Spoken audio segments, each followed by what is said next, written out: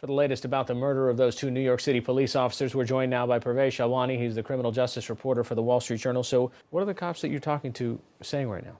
The top brass at the police department are telling officers, that they need to do their jobs and not to take to social media and to, and to mourn in peace. But there are unions out there who are expressing, a very different sentiment. So the police department's union, or a couple of them, actually even went out of their way to say, don't make arrests unless absolutely necessary, and don't go out and respond to any crime unless you've got backup with another car. There's been some rumor that hasn't come out, as an official statement, but there has been sort of behind the scenes rumblings about that. Okay, and so we've also seen former officials, for the former mayor, Rudy Giuliani, that we quoted earlier in the story, but also the former governor of New York, Governor Pataki, really laying the blame squarely on the mayor's office and all of the protesters.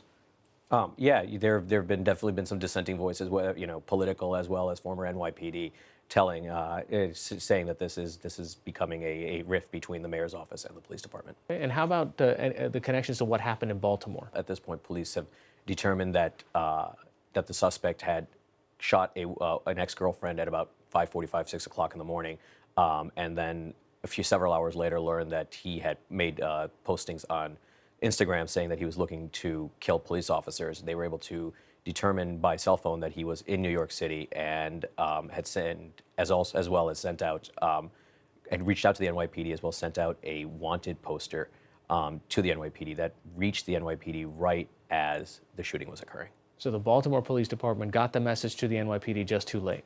Not necessarily too late. They got the first connection, it sounds like, between the Baltimore Police Department and the NYPD was about 2:10. By the time there was a wider connection and sent out department-wide, it was about 2:45, and the shooting happened at about 2:47. So it was happening right as this was occurring.